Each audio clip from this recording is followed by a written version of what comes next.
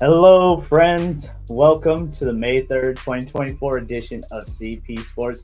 As always, I'm your host, Chris, and we're being joined by everybody's favorite co host, Mike. What up? What's going on? Let's get it. So, Mike, the NBA playoffs are heating up, and I guess I shouldn't say there really isn't any heat left in the playoffs anymore. If you catch my drift. Oh, man. We are Yeah. we also saw a pair of first round sweeps in the West with the Timberwolves decimating the Suns and OKC putting away New Orleans in the fourth.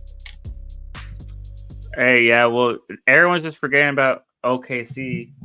I still am, I mean, no one's really taking them serious as the first seed, and everyone's just focused on T-Wolves and Nuggets, Mavericks, Boston Celtics is just taking care of business on the Eastern Conference side. I really don't see the Celtics really having trouble with anybody. Porzingis did get banged up a little bit, so I saw that. So that last week they ended up present some problems. Well, Miami was shorthanded the whole time. I'd give them that, I guess. But they just prolonged the inevitable, and Boston was just too cold for that heat, and just dominated in the next three. And Celtics won that series 4-1. It shouldn't even be like a competition. The Heat were completely outclassed the whole time. Yeah. It was sad, but they were banged up. But the Heat aren't going anywhere. I feel like they're going to be back again next year. They're always trouble for anyone, really. Boston needs to make it to the finals. If not, then it'll be a wasted season. So I think they got hope more so, pressure. man. I'm rooting for Boston this season. The Lakers also suffered the same fate, though, against the Nuggets, avoiding the sweep in Game 3. And LA ultimately failed to Denver in Game 5 as Jamal Murray overcame a left calf injury, leading the Nuggets to victory, scoring another game-winning shot after hitting Denver's first playoff game-winning buzzer beater. That's a tongue twister. Despite being told he should sit out, Murray lobbied to play, instead he put up 32 points while Jokic sank 25 with 20 rebounds, causing the Lakers' earliest playoff exit ever. Hey, the Lakers, they had a chance to win some of those games. They were up like 20 points in most of those games. Mm-hmm. They just couldn't finish it. They couldn't capitalize. They couldn't put the dagger in the Nuggets. They're up. You expect them to win, but nah, they just couldn't do it. So I really don't feel sorry for the Lakers. They had their chances. They had they did. They just failed to capitalize, and ultimately, I feel like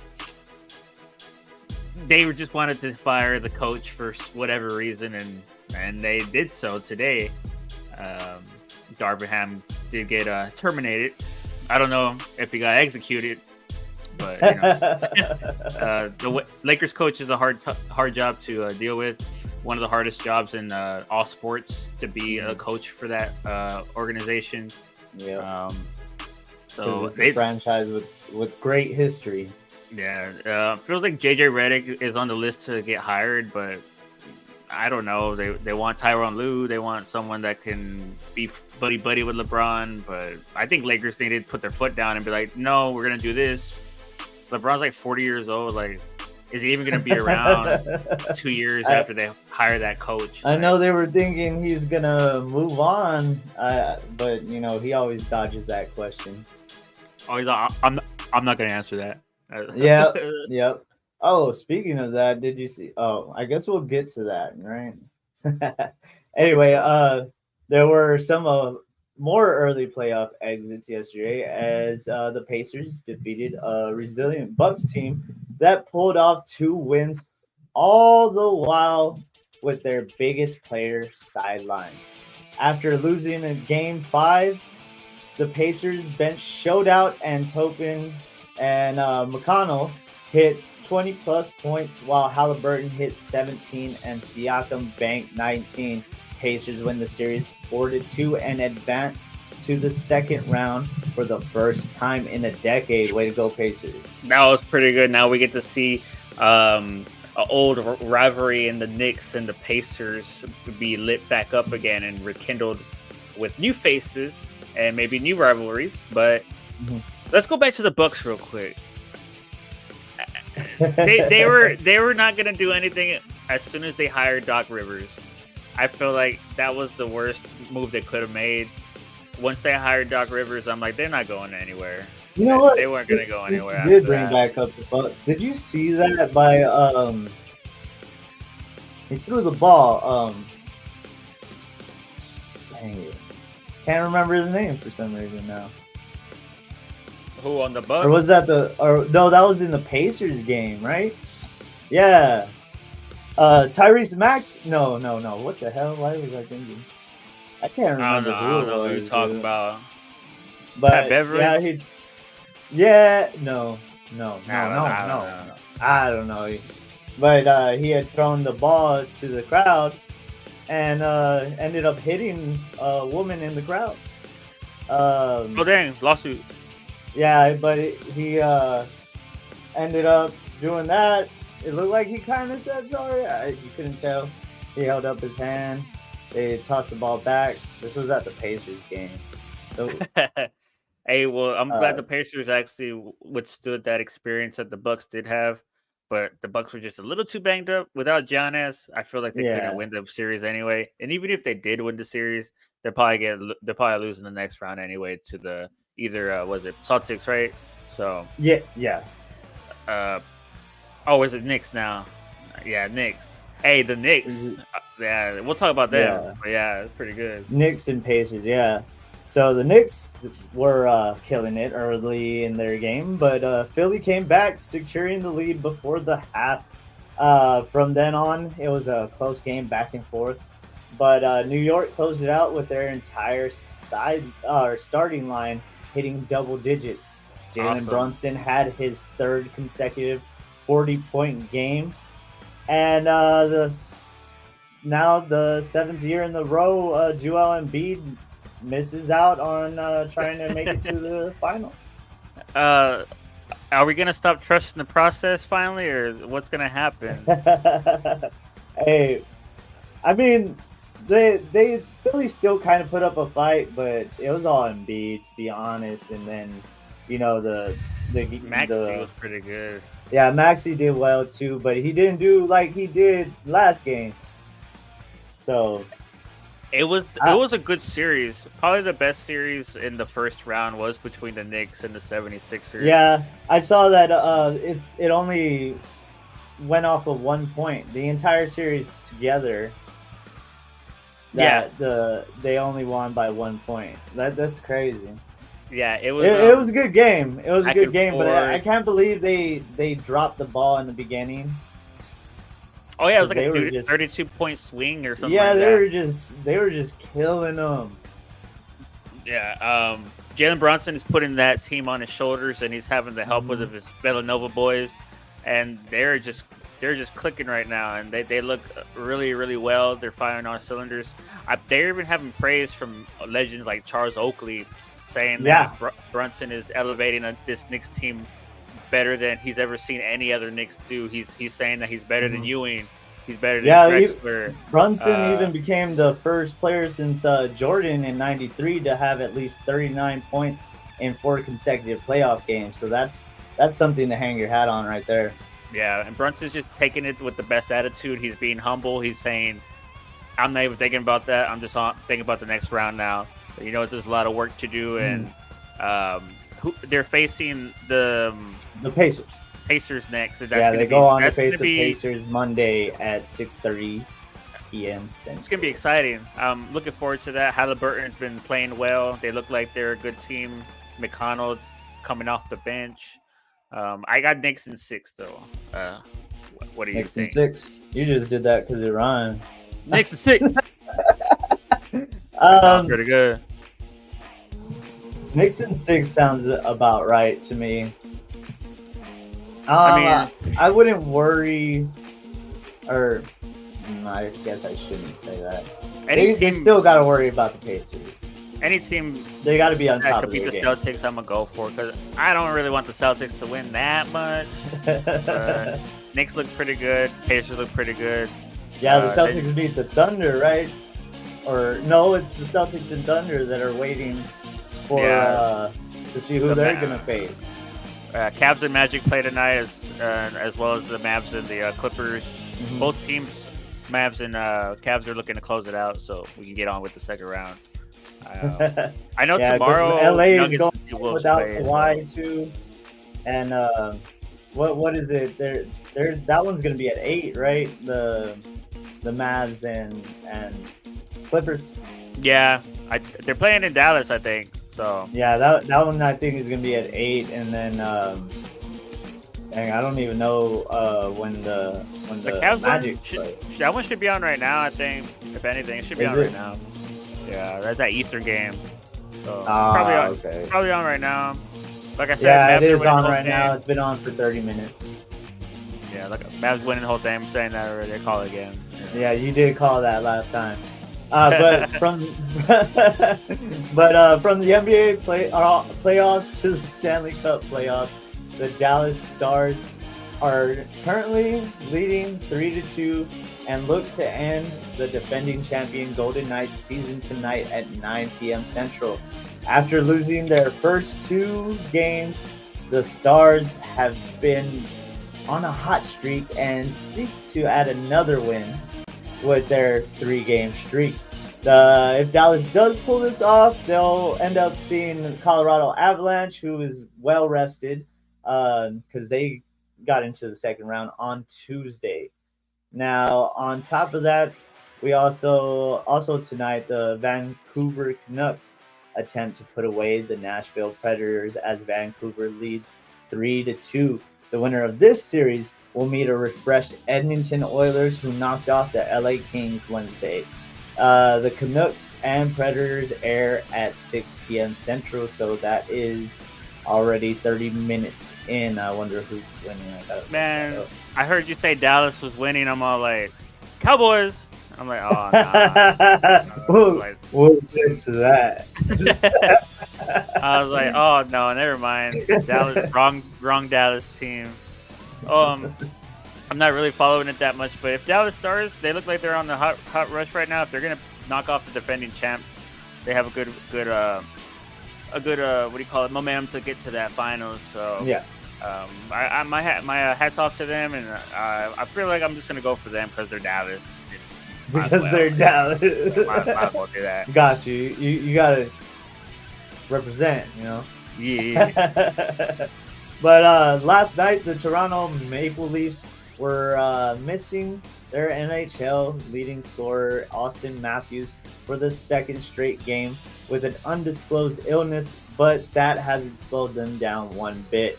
Toronto overcame a 3-1 series deficit without Matthews as they won their last 2 games, turning it into a series. The Leafs outshot the Boston Bruins 12-1 in the first period, and although they remained scoreless in the first, William Nylander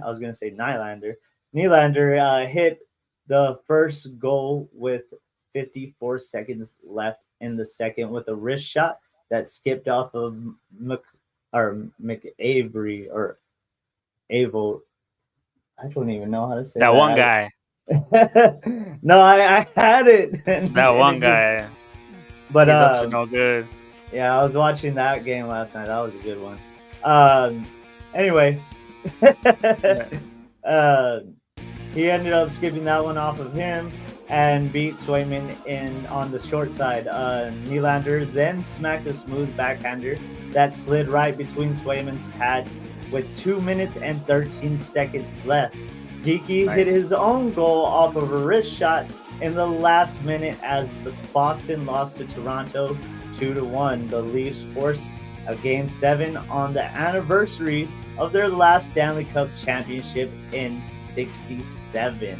They meet tomorrow at 7 p.m. Central to determine who will advance to play against the Eastern Conference champion Florida Panthers, or defending Eastern Conference champion, Florida Panthers.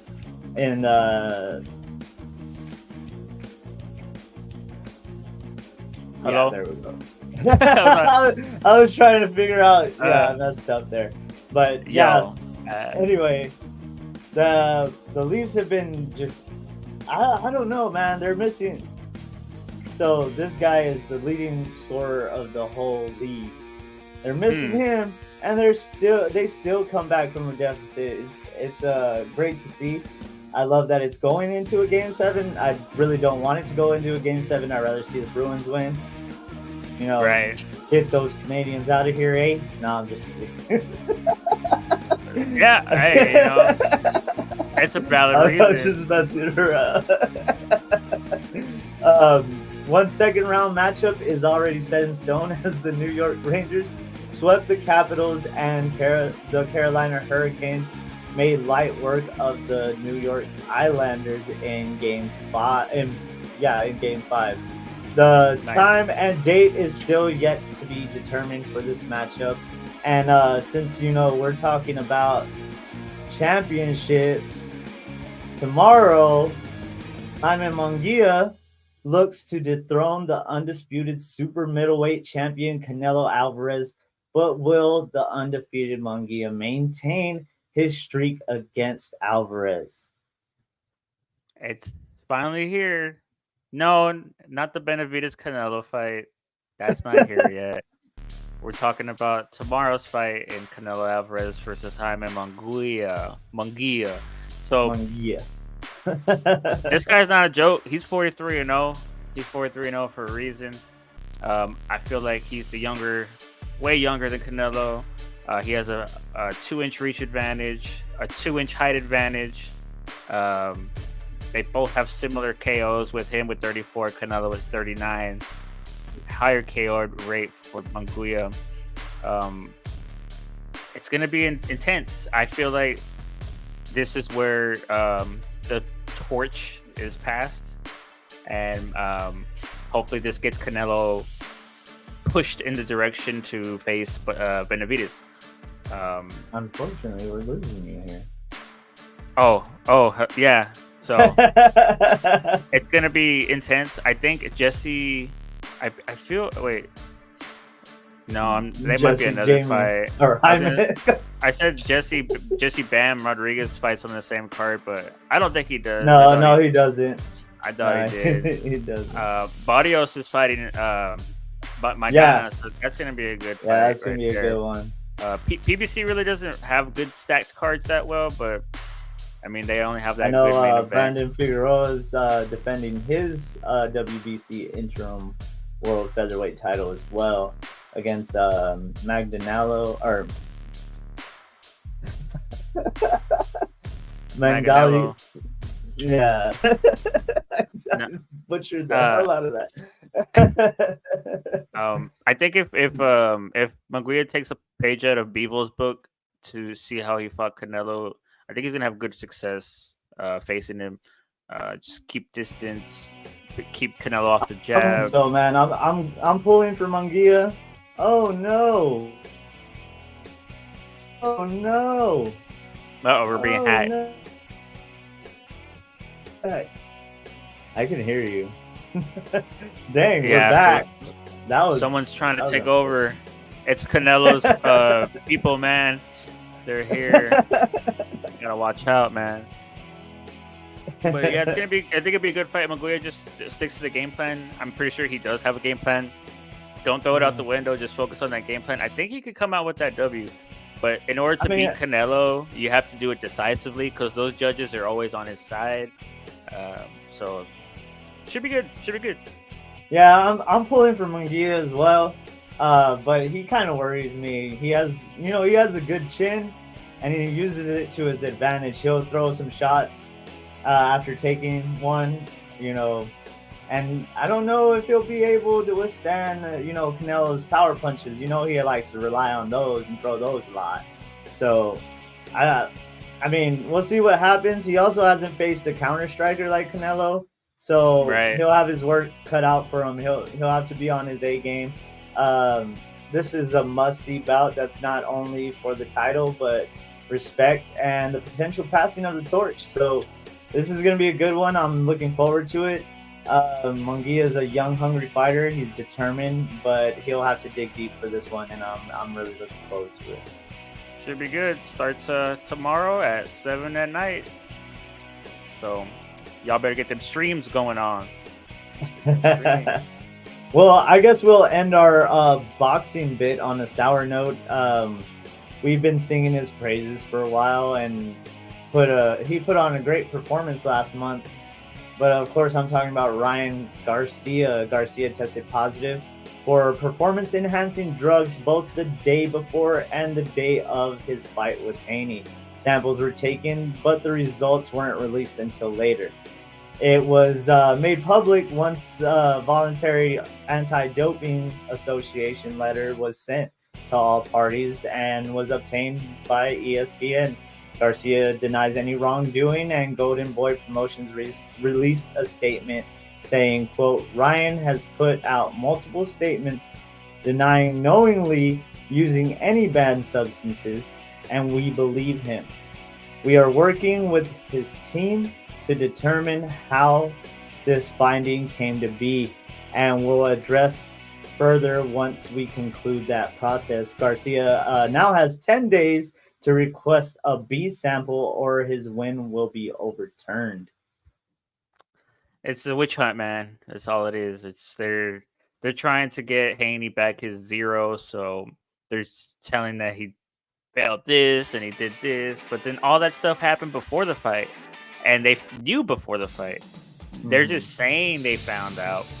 They weren't going to bring it up, but since Garcia won, let's tarnish his victory by doing this and this and this. At the end of the day, Haney accepted the fight. He knew Ryan was 3 pounds overweight. He accepted everything. Ryan even paid him the money for each for each pound overweight. You know, he would give him like all this money. He accepted the money. Like, and now they're trying to go back on it. Bill Haney's all mad, blah blah blah. Now Conor McGregor's trying to chime in. I'm like, dude, what? Dude, go away. Dude, like, I don't know, like why it's so hard to just accept the fact that Ryan Garcia beat Haney. They're just trying so hard to just not credit this victory anymore, and I think it's only going to make Ryan Garcia even a bigger star now. I don't know. I think it's kind of going to hurt Golden Boy boxing promotion. You know, I don't know. We'll see what happens, man. I would imagine a drug that is basically the same thing as drinking milk. Like, was it even supposed to be that bad? Like, I don't know.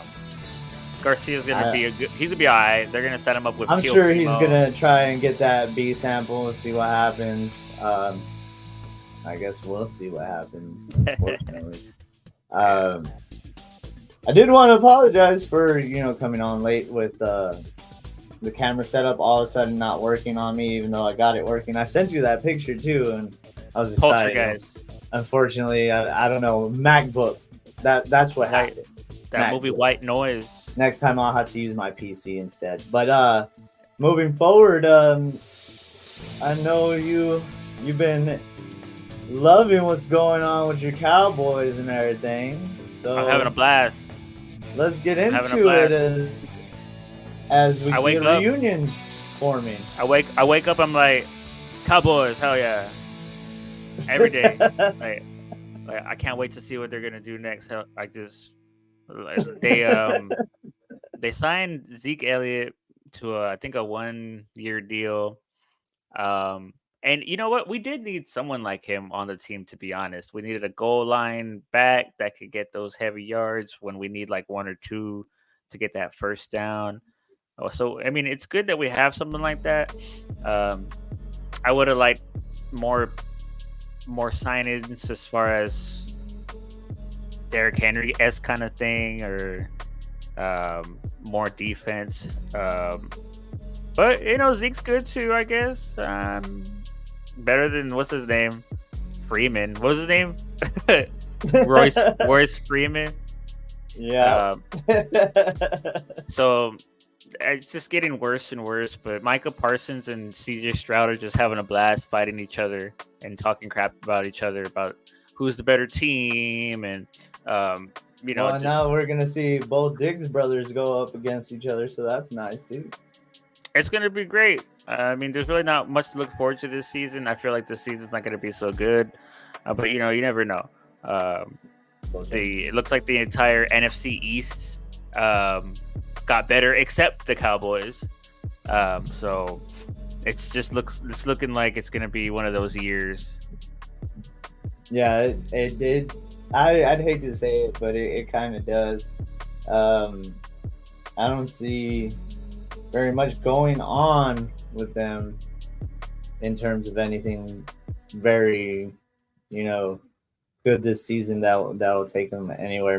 Maybe they'll make it to the playoffs, but I don't think they're gonna get past the first round. I just don't see it happening. The good news is there's not a lot of teams right now that are on that level of that caliber of playoff level in the NFC. A lot of teams are rebuilding right now. So I think it's still good for the Cowboys to just make that impact that they usually make. I think they're going to have a winning season. I think they're going to make the playoffs. Like I said, it's nice to see what the Bears are going to do, what the Vikings are going to do, what the Falcons are going to do, what the Seahawks are going to do. There's a lot of new in that conference. So it could play, a positive factor into the Cowboys season, because they are the more experienced, the more veteran, the more tenure. But then again, they're not coached well. They got a new coach now in the defense. It's a lot of rebuilding on their own kind of concept aspect. I think Chiefs are going to win it all over again. So I don't. Don't say that. It's gonna happen. No. Please not again. That Taylor Swift train gonna keep on rolling. That's all that's gonna happen. I can see it happening, but I don't want to see it happen. yeah, me too. Yeah, me too. Since an older Cowboys player is in the headlines, an older Giants player is now in the headlines as well, as he just got picked up by, who was it again? The Fins. Oh yeah, the Dolphins. What do you think about him going to the Dolphins? I feel like that's still a good get for the Dolphins. He can be somewhat of a, trying to take away from the other receivers. He won't be able to, I don't think he will be able to catch like he used to or do anything like that, but he'll be able to distract the secondary. So yeah, I mean, it looks good, decent for him at least. We took a time machine back in time, because we're talking about Zeke and OBJ. So I felt like we're like 5-6 years ago would have been great signings, but now it's like, oh, okay, whatever, The Dolphins Dolphins just have too much firepower on offense. I think they're too much stacked on offense. It could backfire. I mean, they have two great running backs in Munster and Akani or whatever his name is. They have Hill. They have Waddle. They have a good tight end in Gesicki. They signed Mark. I think they signed what's his name? Claypool. And now they have OBJ. Mm-hmm. I don't know if it's gonna work or not. He's probably gonna just be there to distract teams that he's gonna be on the field. But I don't know. They need to just improve defense a little bit more than improve that high stacked offense they already had. So I don't understand the signing that much. I just understand it from the standpoint, just trying to distract the secondary. But OBJ, his stock went down a long time ago. But let's close this one off real quick with as we always close it off with some wrestling. As WWE's Backlash is airing from France tomorrow at noon. So it'll end up being at noon. It's 11:30 was the start time, but that's usually that little kickoff show or whatever the hell they call it now, since they have the kickoff that they do a press conference these days too. Oh But yeah, they were doing that today, right? yeah, it was a good one. We're gonna see Cody Rhodes take on AJ frickin' Styles.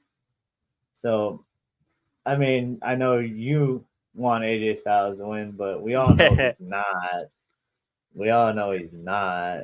Yeah, it's one of those pay-per-views, one of those filler pay-per-views. But I'm excited to see what that crowd's gonna be like. I mean, I think it's the first pay-per-view post Reigns era. So Also, the first pay per view in France. oh yeah, that's cool. I guess who's on the roster that comes from France? Anybody? I don't know. I don't know, honestly. La Resistance. La Resistance, bring back Rene Dupree. Hell yeah, I He's love gonna Rene be there. Dupree. Watch him come out of nowhere. That'd be funny. I would Yeah. love that. But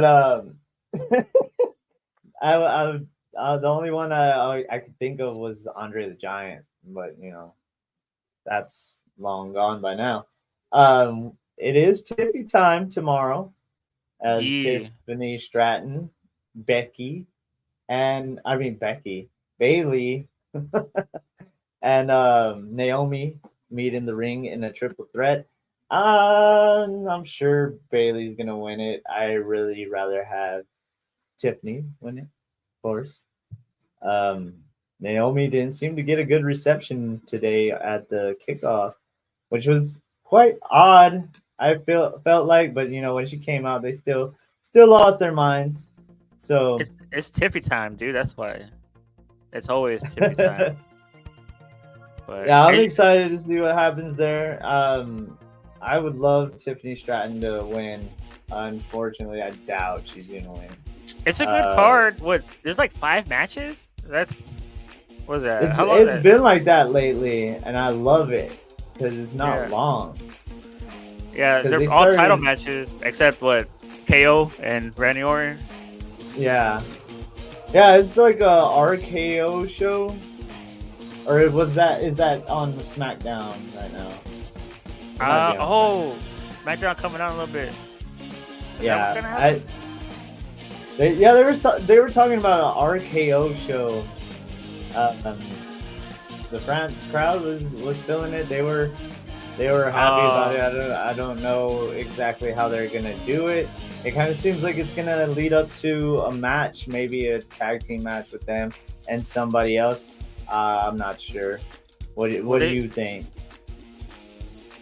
They said they made a matchup with Tonga and Sikoa versus KO and RKO guy. I think. Is that what happened? Wait. Oh yeah, that's right. Damn, how come I didn't think of that? That's right. They did say that on the kickoff. I just haven't really looked at the card this time around. Hey, that's gonna be a good match. Tonga's coming out. Yeah, Bloodline storyline. That's the best thing in wrestling right now. Besides Kenny Omega coming back. You know what I'm saying? That's what I'm saying. Yeah, what is it? Is it Wednesday or did he already come back? Nah, he came back. He did some promo. They say it was pretty good, but I don't have to see it to believe it. I know it's gonna be good. You know what I mean? I haven't caught Dynamite in a while. There's some matches I did want to watch that came up, but I don't know. I just haven't caught it in a while. Yeah, I've just been watching my hood rat shows, my reality shows. What if this filler pay-per-view that's supposed to be? What if it's not a filler? What if they're doing like all this stuff? Everyone loses everything. All this storylines get progressed. Man, that ain't gonna happen. That ain't gonna happen. I doubt that. That would be nice to see a couple of swerves, but I wouldn't bet on it. I don't see it happening. They haven't established Cody that long, nor have they done it with Bailey. Who else is maybe just maybe the Bloodline's gonna end up winning with RK. Yeah, it is RKO because it's Kevin Owens. Duh.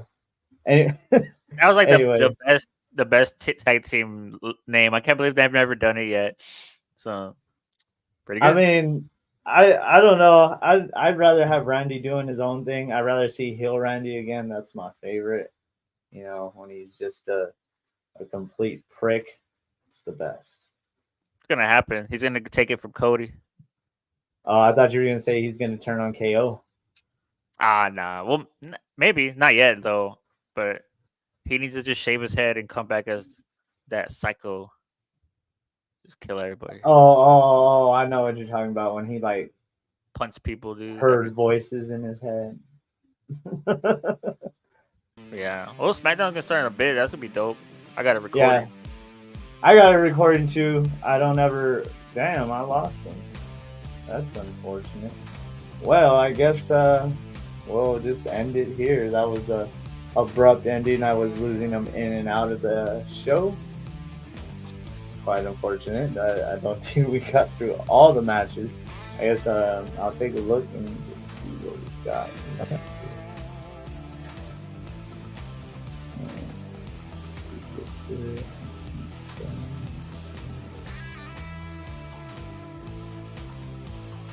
Well, can't even find it. I had it pulled up, but I guess I might have closed it when I was trying to mess with my camera earlier. Unfortunate. But I guess we'll call it a day. End it right here. Thank you all for listening, watching. We appreciate it all. And we hope y'all tune in next week. We'll be a little more organized. I do apologize for being late. My MacBook was giving me problems with my camera, and then everything was just kind of not working for me today. Next time I'm gonna stream off my computer. It'll probably be a lot better. I hope to hear from y'all soon. We appreciate all the listens, the love, the likes, all of it. Thank you.